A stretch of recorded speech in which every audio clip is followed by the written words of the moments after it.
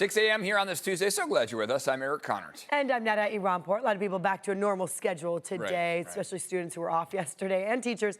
So good morning to everybody. Glad you're with us. It's going to be, cooler before it's hotter? What's going on, Evan? Right. Yeah, the roller coaster ride that we're on. Yes.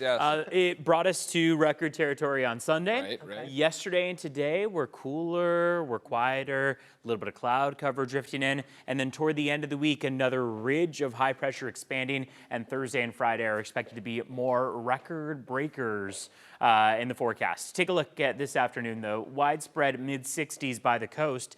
As we start to make our way inland, low 70s, so still pretty mild with a fair amount of AM clouds and PM sun out there. We have seen that a good amount of cloud cover has drifted in overnight. Not much of it too low down to the ground, so shouldn't have much trouble in terms of visibility to kick off the morning. I'll send things over to Vanessa Paz. She's looking live outside this morning. Yeah. Speaking of the clouds, you could actually see a cloud deck hanging over the buildings of downtown San Diego as the 5 runs through the metro area. Right now, we're looking at pretty smooth speeds, steady speeds right now, especially if you're coming in from downtown, headed northbound towards Old Town Avenue. Let's go ahead and switch gears. This is up in the North County on the 78. Coming out your screen is that drive headed in from Escondido towards San Marcos. So far, so good at last check. And this is more towards the East County. This is near La Mesa, Grossmont Center, that drive on the 8 West right at Lake Murray Boulevard. A little bit of brake tapping, but again, it looks like we're not looking at anything significant in terms of slowing. Look out for this, a crash on the right shoulder in the Golden Hills South Park area. This is right on the 15 north before you hit that 94 interchange. Coming up in about 5-6 minutes or so, we'll take a look at what your Tuesday travel times have in store. Netta. Thank you very much, Vanessa. And now this morning, Defense Secretary Pete Hegseth says today will be the most intense day of strikes inside Iran. He spoke about 30 minutes ago.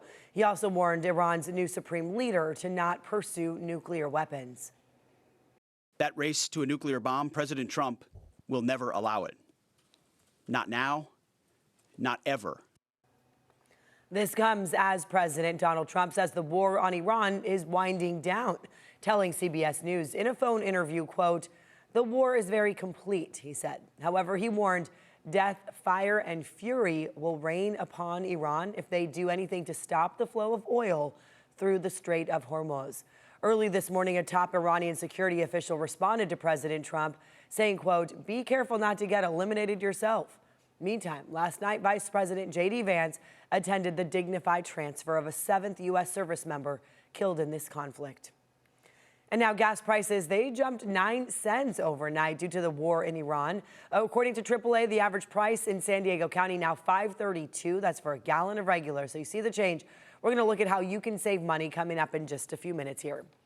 Today, San Diego County set to sue the Department of Homeland Security, ICE, and jail operator Core Civic. This comes after federal officials blocked a planned public health inspection of the Otay Mesa Detention Center. News 8's Tori Apodaca live near the federal courthouse with what both sides are saying about this here. Tori? Good morning. Those officials were denied back on February 20th, and since then they have been filing even more paperwork, and we're trying to do that public health inspection back on Friday, March 6th, but the county claims that they still have not received clearance, and that's why they're moving forward with all of this. Of course, as we know, though, San Diego County Board Chair Tara Lawson-Remer and Chair Pro Tem Paloma Aguirre have been speaking out against this and speaking on the lawsuit as they demand the Department of Homeland Security let them in for the inspection. It comes after alleged reports from detainees describing freezing temperatures, untreated medical conditions, and food unfit for human consumption. Our cameras were rolling on February 20th when the local leaders, senators, and county's chief medical officer tried to take a tour of the facility. Only the chief medical officer was allowed inside, seeing the kitchen and 2 medical bays. No holding areas, medical records, or conversations with detainees.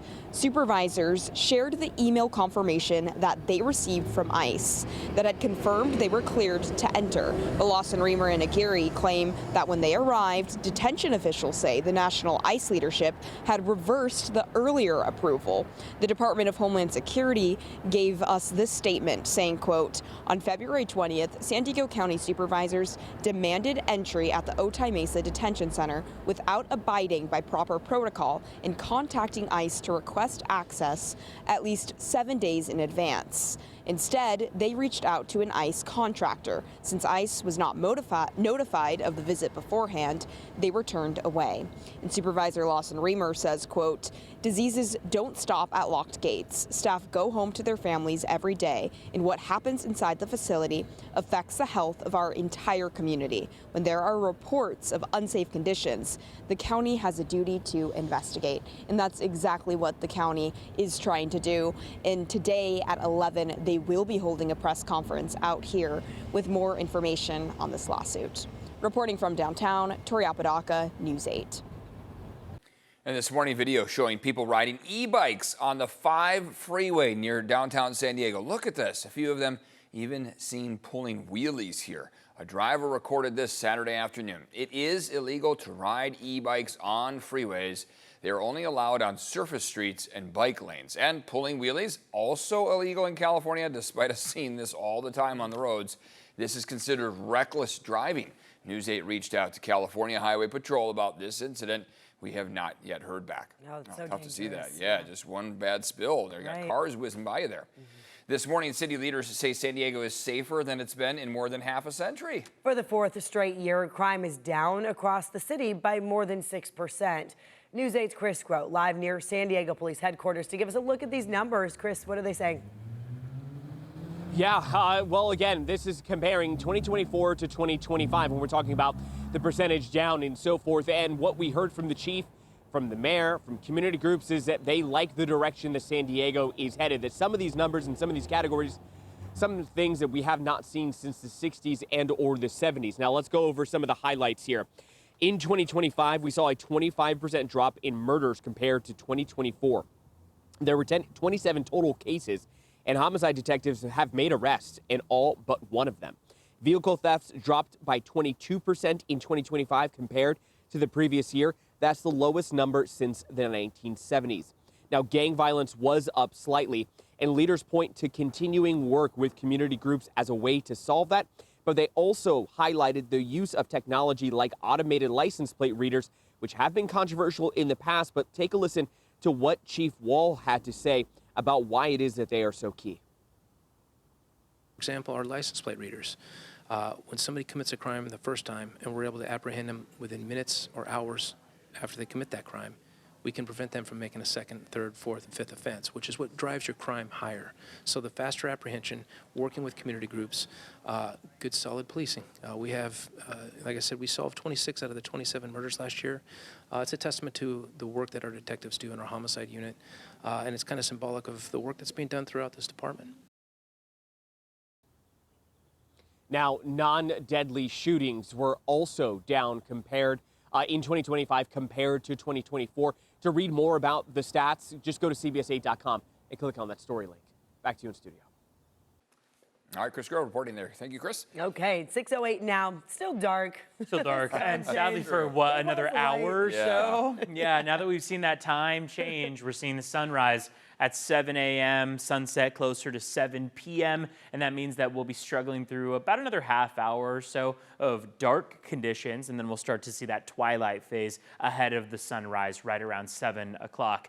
Visibility was expected to be an issue. It seems like those clouds are not low down enough to the ground to make it much of an issue. A little bit of fog off the coast, also some fog just north of Fallbrook, moving toward about the Temecula area. So just something to watch for if you have commutes outside of San Diego County. Let's talk about your afternoon highs, right? We're right around normal, and that is a big departure from where we were to end the weekend. Sunday, 62 in La Jolla today, 68 in San Diego, 69 in National City, and 69 in San Ysidro. Up in North County, pretty similar situation on hand. Upper 60s by the water, low 70s as we look inland. The mountains are staying in the 50s and 60s today, with Julian looking at a high of 62 and Mount Laguna 60 degrees. Our wind speeds are going to be picking up toward the afternoon. We could see both speeds and gusts starting to climb.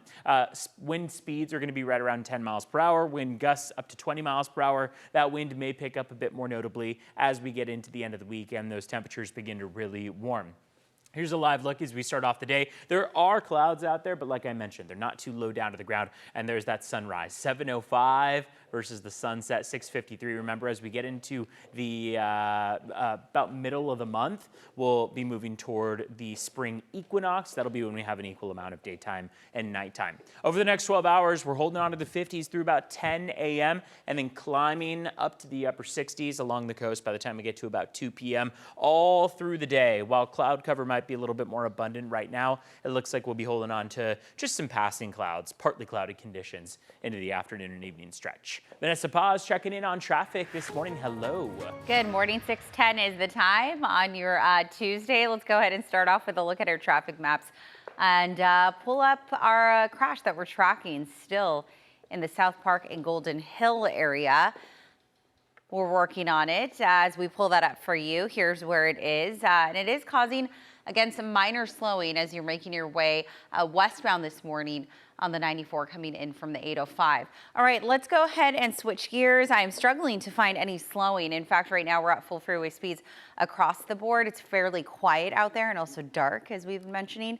As we go ahead and take a live look outside, here's what I'm talking about. Usually it's a lot more plugged up at this hour coming in from the South Bay, making your way northbound towards North Park. And right now the 805 not looking too bad. Things are starting to pick up, but as far as speeds, we're still at average of about 65, 70 or so. Here's what it looks like on the 5. So right side of your screen is a northbound drive as you exit Chula Vista and head into National City territory.